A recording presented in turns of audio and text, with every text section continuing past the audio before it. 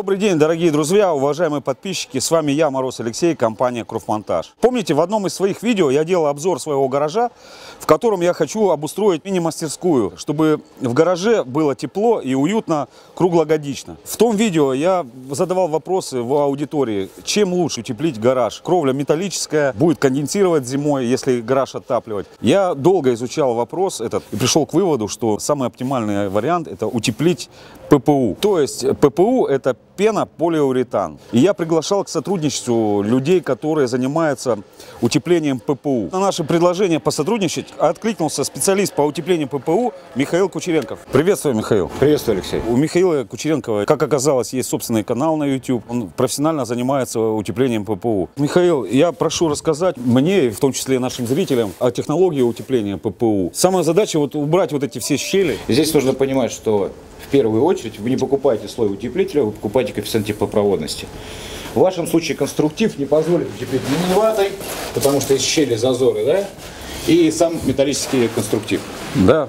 Здесь только можно воспользоваться, соответственно, ППУ. У ППУ точки росы, так называемого мостика холода, быть по определению не может, потому что он просто прилипает к стене. У него нету доли зазоров. Соответственно, точки росы у него быть по определению не может.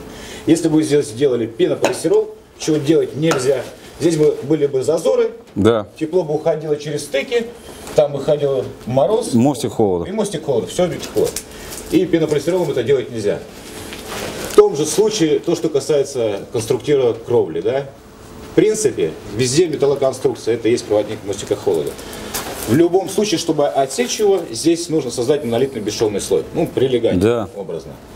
Еще раз напомню, что коэффициент теплопроводности ППУ в среднем 0,026.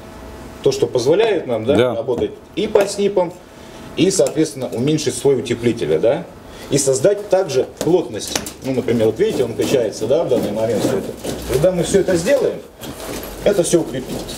Укрепиться даже. Да, этого не будет. Здесь у нас будет и шумоизоляция, гидроизоляция, потому что материал будем использовать плотности 45-50 в изделии. Да. На фреоне 141, что немаловажно.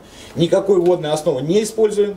В данный момент он здесь просто не подходит, потому что паропроницаемость, в принципе, у нас 100%. Элементарный пример, да? Если бы здесь этот конструктив образно, да, мы бы утепляли бы пенополистиролом. На самом деле это пенополитан, но возьмем как пенополистирол. Вот как повторить весь этот контур, да, закрыть аккуратно, чтобы не было точки мостика холода. Этого невозможно сделать, да, никак не приклеить, просто-напросто. То есть как бы наплавите, вы нальете его? Да, мы напылим таким образом, что все эти формы будут закрыты. Здесь будет просто монолитно все повторить все эти формы, да, там круг, квадрат и так далее и тому подобное.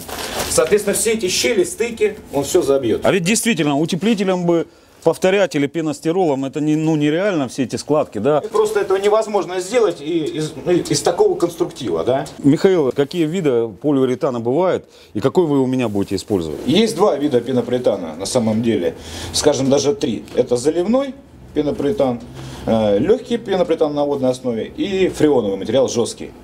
Мы используем только жесткий пенополитан, так как он в мире используется более 50 лет.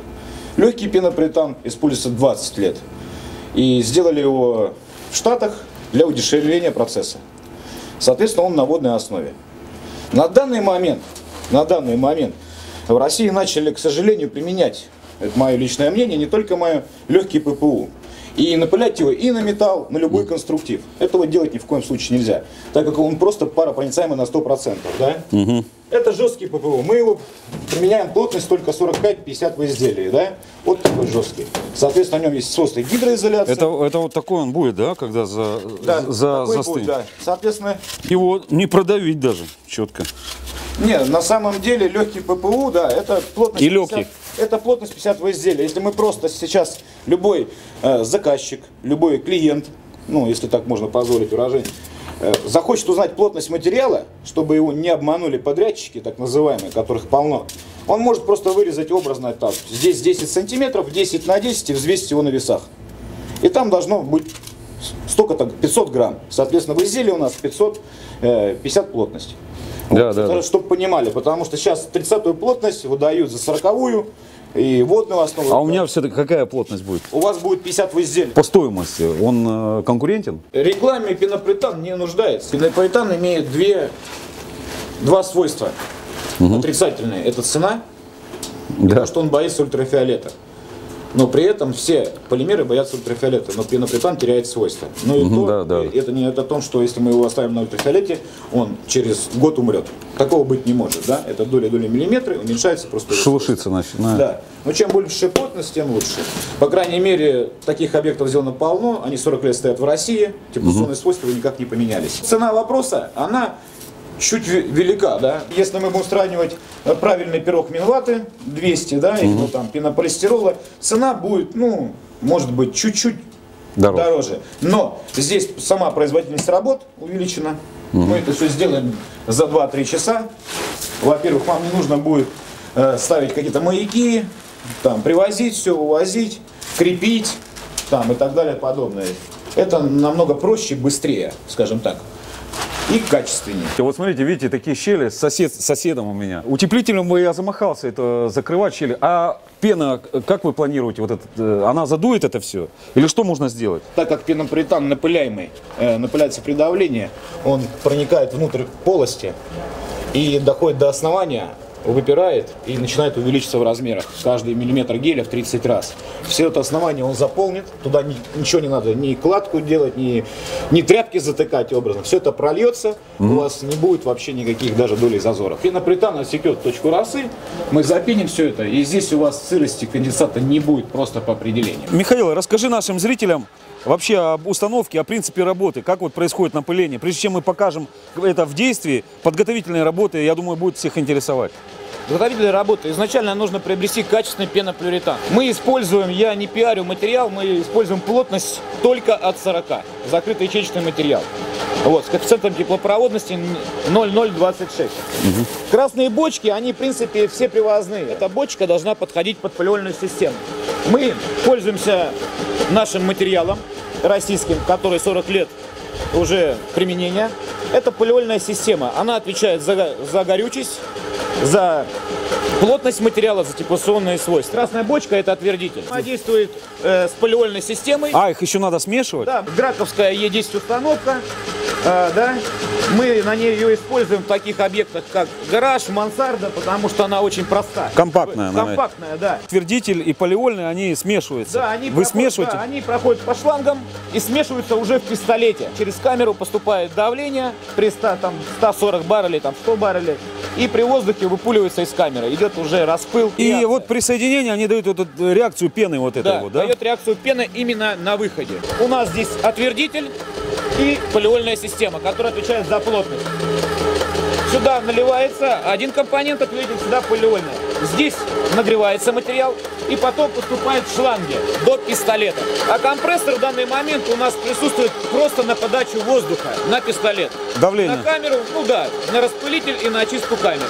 Давай приступим уже к напылению. Ну, что ж, давайте начнемся. Я думаю, что мы это закончим через 2-3 часа.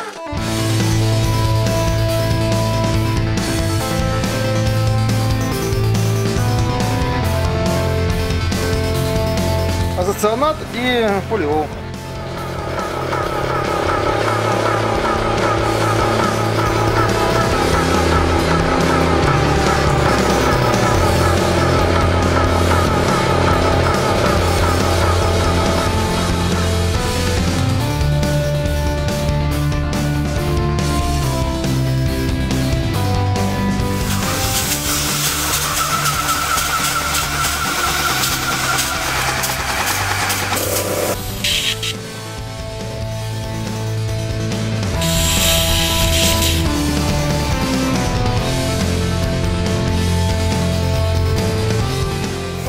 Фактор для напыления. Нужно напылять послойно пенополиуретан.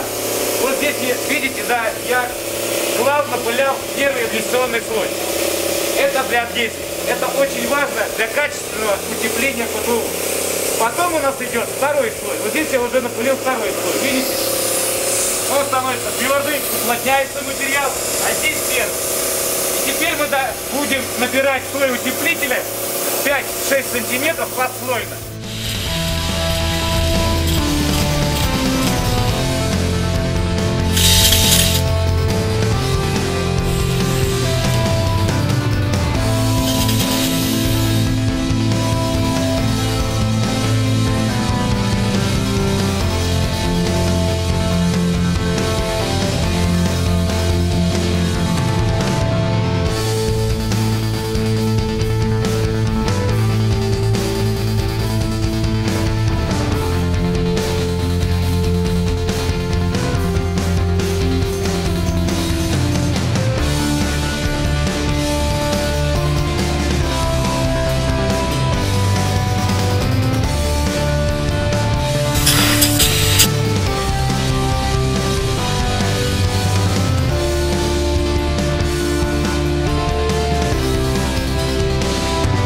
Все, готово.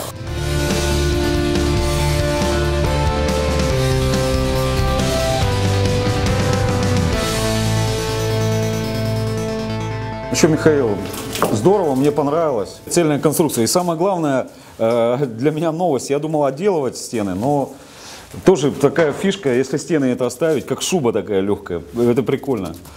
Миш, ну, много ушло вообще материала? Вот у меня 140 квадратов мы считали по стенам. Ну, 140 квадратов при плотности 50. Здесь ушло 500 килограмм.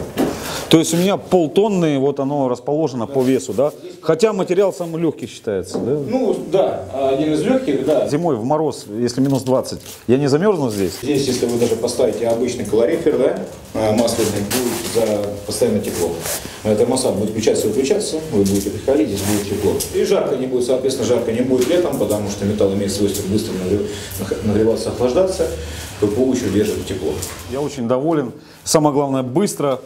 В течение 3-4 часов была сделана эта работа, удивительно. А зимой я обязательно сниму обзоры и расскажу, как я себя чувствую в этом помещении. Спасибо, Михаил. Ссылка на сайт Михаила и на его канал будет у меня в описании.